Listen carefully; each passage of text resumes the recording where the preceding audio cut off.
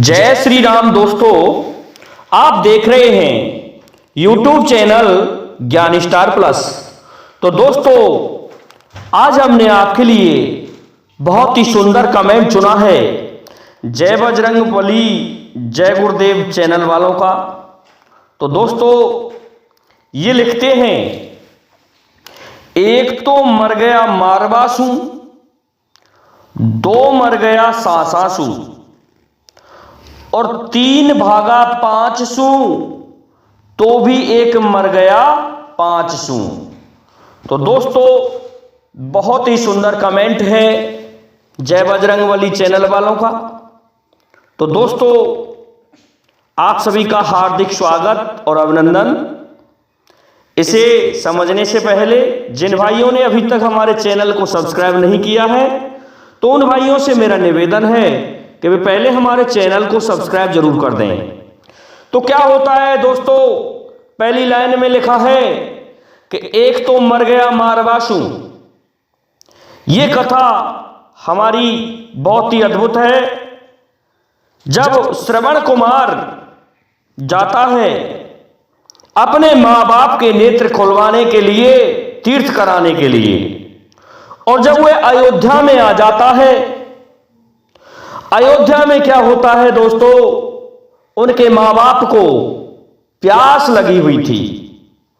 ये सभी को आपको विदित है, पर कहानी फिर भी ये मार्मिक है।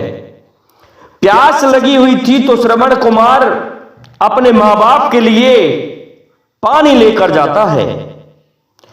तो पानी लेने के लिए तुमी को उठाया और पहुंच जाता है सरयू के तीर पर, तीर अर्थात दोस्तों किनारे पर। और वहां जाकर के श्रवण कुमार ने जब अपनी तुमी को डुबोया, तो उसी समय, जैसा कि हम रामायण में पढ़ते चले आ रहे हैं, होने को तो इसमें एक बहुत बड़ा रहस्य छुपा हुआ है कि महाराज दशरथ ने क्यों मार दिया था श्रवण कुमार को। और इसमें पात्रता भी बचाई गई है कि महाराज दशरथ ने जानबूझ करके नहीं मारा, लेकिन कहीं कहीं ऐसा भी मिलता है कि महाराज दशरथ ने जानबूझ करके ही मारा था श्रवण कुमार को। उसके पीछे रहस्य है जो कि हम कई वीडियो में डाल चुके हैं। तो दोस्तों, जब श्रवण कुमार ने अपनी तुमी को डुबोया, तो महाराज दशरथ ने सोचा कि किसी जीव ने किसी जीव को सताया है। ऐसा सोच करके उन्होंने बाण मार दिया और श्रवण कुमार की छाती में जाके लगता है वह तीर। तो श्रवण कुमार राम राम करके सरयू पर गिर पड़ता है, किनारे पर। दशरथ को पता चला तो दशरथ उसके पास में जाता है और महाराज दशरथ से कहते हैं, श्रवण कुमार, अरे मन की मन में रह गई मामा, मन की मन में रह गई मामा, मार दियो तैने तीर।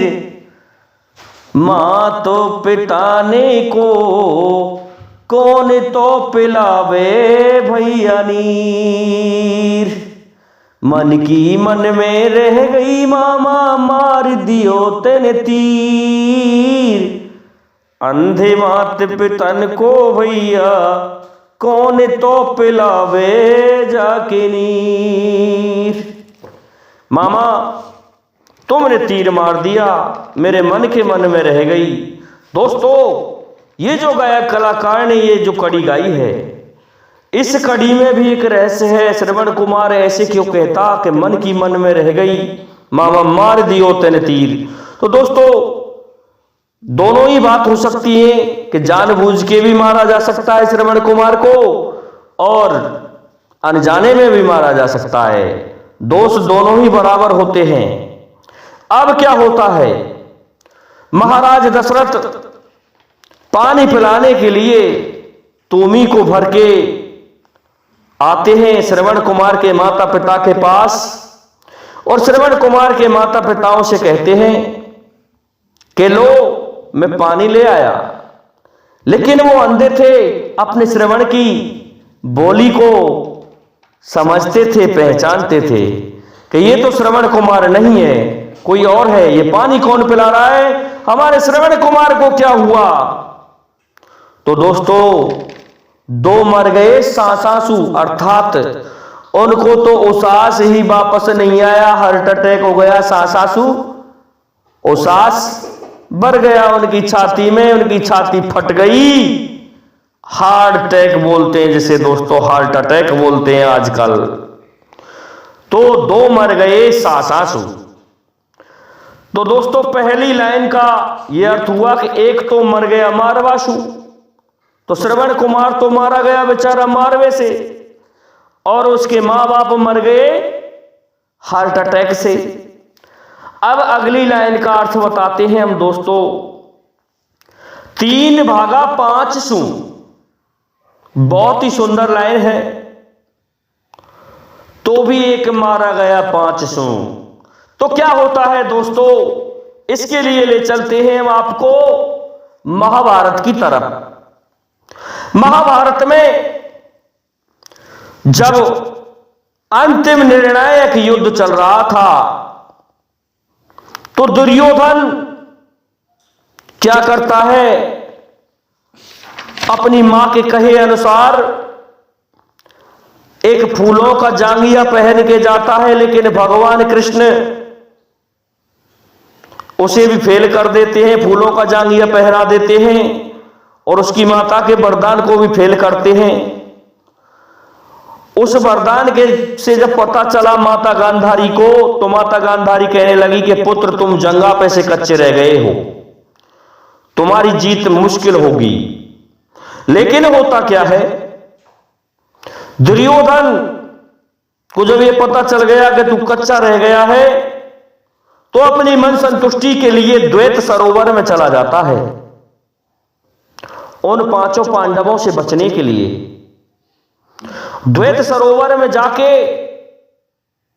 अपनी जल स्तंभन विधि के द्वारा जल में जाके बैठ जाता है। इधर कृपाचार्य और अश्वत्थामा भी पांडवों से भागकर गए जिधर दुर्योधन गया था। वे दोनों भी भाग जाते हैं उधर की ही साइड में कि दुर्योधन इधर गया है, और यदि ये 5 भाई हमला करेंगे तो हम भी तो 2 हैं, हम 3 हो जाएंगे, इन 5 पर भारी पड़ेंगे। इस प्रकार की सोच करके ये तीनों भाग गए थे 5 से।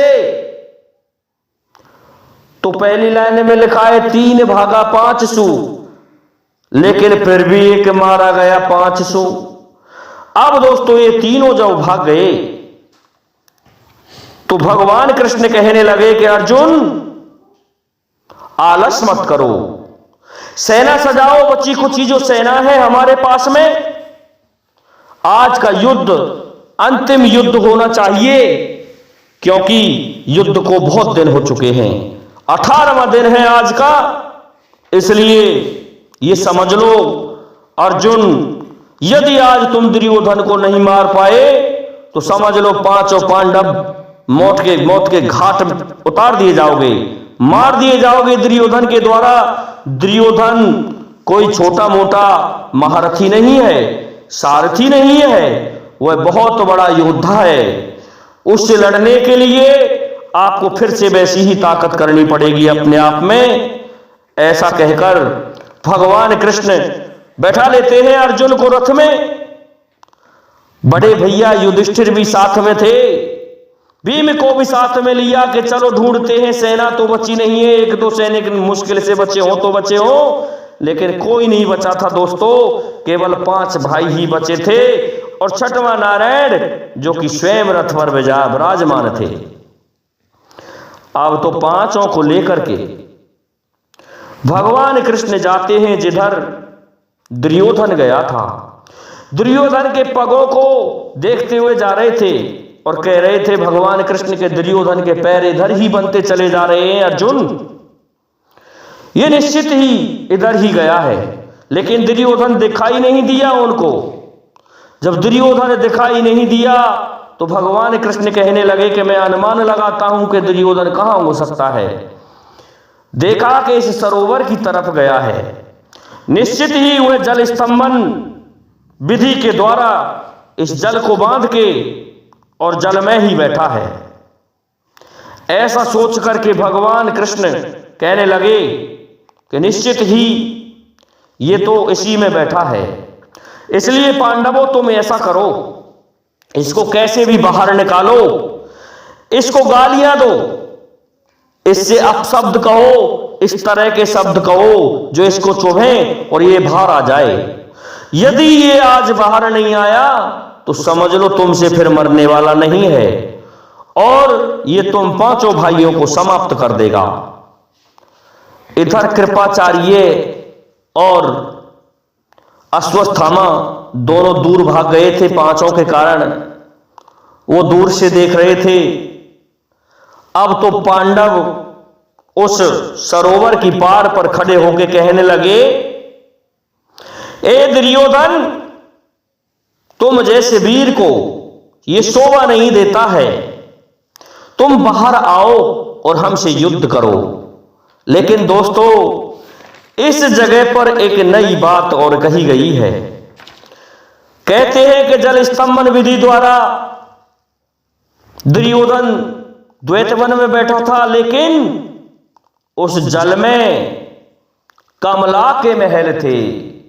विष्णु प्रिया कमला के महल बताते हैं दोस्तों, ऐसा महाभारत में भी लिखा है। तो वह दुर्योधन पहुंच जाता है कमला के महल में, जहां पर बड़े आराम से आवाज पहुंच रही थी पांडवों की।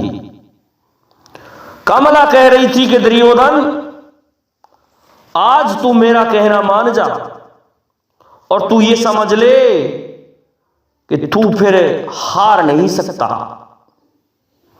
किसी भी कारण हार नहीं सकता। तेरी जितनी सेना मारी गई है मैं उससे चौगुनी सेना तुझे दे दूंगी। दुर्योधन कहने लगा, मेरे समस्त भाइयों को इन पांडवों ने मार दिया है, मैं जीकर क्या करूंगा। कि दुर्योधन मान तू, और तू मेरा कहना मान जाएगा तो अच्छा है। लेकिन दोस्तों, जैसे ही चलने लगा तो कमला उसे हाथ जोड़कर रोकती है, रुक जाता है। इधर पांडवों ने फिर कहा, अरे दुर्योधन, तू हमारे काका श्री धृतराष्ट्र के एक लड़की होती तो एक सुंदर से राजकुमार से तेरा विवाह करवा देते। अरे तू लड़की भी नहीं है, तू छुप के बैठा है, तुझे शर्म नहीं आती, तू बाहर निकल के आ। लेकिन फिर भी दुर्योधन को यह सहन नहीं हो रही थी। दुर्योधन चलने लगा और जब लड़की कहा तो उसको इतना क्रोध आया दोस्तों कि वह कमला पैरों से लिपट गई, लेकिन कमला को भी ठुकरा करके और बाहर आ गया। बाहर आकर के कहने लगा कि पांडवों, मैं तो मेरी मन को, चित्त को शांत करने के लिए कुछ समय के लिए इस सरोवर में जाकर के बैठा था कि यहां मुझे शांति मिल जाएगी, लेकिन तुम लोगों ने उस शांति को भी तोड़ दिया और मैं तुम्हें अब छोड़ूंगा नहीं। तुम क्या समझ रहे थे कि मैं तुमसे डर गया? मैं तुमसे डरा नहीं, मैं तुमसे युद्ध अवश्य करूंगा। तो दोस्तों, दुर्योधन बाहर आ जाता है और पांचों भाइयों को युद्ध के लिए ललकारता है। तब तक दोस्तों वहां पर वह कहने लगा कि मेरे पास कवच भी नहीं है, तुम मुझे अन्याय से मारोगे। तो दुर्योधन का कवच भी दोस्तों मंगा लिया जाता है और दुर्योधन अपनी गदा को लेकर युद्ध के लिए पांचों से तैयार होता है। लेकिन भगवान कृष्ण कहते हैं कि दुर्योधन, तेरी और कोई अंतिम इच्छा है क्या? कि इस युद्ध का निर्णय कृष्ण तू तो छलिया है। अगर वह गुरु बलराम होते तो मैं ये मान जाता कि मेरे गुरु बलराम यहां पर हैं, मेरे साथ अन्याय नहीं होगा और इस गदा युद्ध में मैं पांचों पांडवों को ही मार दूंगा। इस बात को सुना कि तब तक वहां बलराम जी भी आ गए। बलराम जी को नारद जी ने यह सूचना दे दी थी कि तुम्हारा शिष्य तुम्हें याद कर रहा है, जो कि अंतिम युद्ध होने जा रहा है कुरुक्षेत्र की भूमि पर। अब तो दोस्तों भगवान कृष्ण ने दुर्योधन के लिए ऑप्शन दिवाया कि तुम इन पांचों में से चाहो जिसको अपने लिए गदा युद्ध के लिए चुन सकते हो। तो इस प्रकार से चुन लिया भीमसेन को। अब तो भीम और दुर्योधन के बीच गदा युद्ध होने लगा। उस गदा युद्ध में भीमसेन को थका दिया था दोस्तों दुर्योधन ने। दुर्योधन का शरीर तो वज्र का हो चुका था, उसके कहीं लगती ही नहीं थी, लेकिन भीम का शरीर तो हाड़ मांस का ही तो बना था, वज्र का थोड़ी था। तो भीम कहने लगा कि छोड़ता हूं, युद्ध से भागता हूं। कृष्ण भगवान की तरफ देखने लगा तो कृष्ण भगवान कहने लगा, ठहर भीम ठहर, जिस तरह से मैंने जरासंध को मरवाया था इसी तरह से इसे मरवा दूंगा तेरे हाथों से। मेरी तरफ देख, मजले भैया मेरी तरफ देख। तो मजले भैया भीमसेन देखने लगे, इशारा कर दिया है दोस्तों जंगा की तरफ। भीमसेन ने जांग में एक गदा मार दी, जिससे उसकी जांग टूट गई। जांग टूट गई दोस्तों। अब कहने लगे बलराम कि होने को तो भीमसेन तू भी मेरा ही शिष्य है, लेकिन तूने आज ये इतिहास में बहुत बुरा कार्य किया है। जांग पर गदा चलाने का हक तेरा बनता ही नहीं है। बलराम जी हलमूसर को लेकर के और क्रोधित होके भीमसेन की तरफ जाने लगे, लेकिन कृष्ण भगवान कहने लगे, दाऊ भैया इस युद्ध को आप देखते तो इसमें कितनी अनीति हुई है, इस दुर्योधन ने कितना अन्याय किया ये तुमको पता नहीं था। इस प्रकार से दोस्तों वहां दुर्योधन मारा जाता है तो 3 भाग्या 5 सू, तो भी एक मारा गया 5 सू। तो दोस्तों उनमें से दुर्योधन मारा गया। कृपाचार्य और अश्वत्थामा दोनों बचे रह गए थे। तो दोस्तों मैं समझता हूं इस धार्मिक पहेली का उत्तर जय बजरंगबली जय गुरुदेव वालों को मिल गया होगा।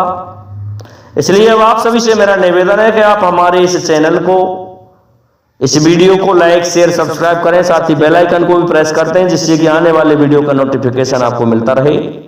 जय हिंद, जय भारत, जय जय श्री राधे, जय जय श्री राम।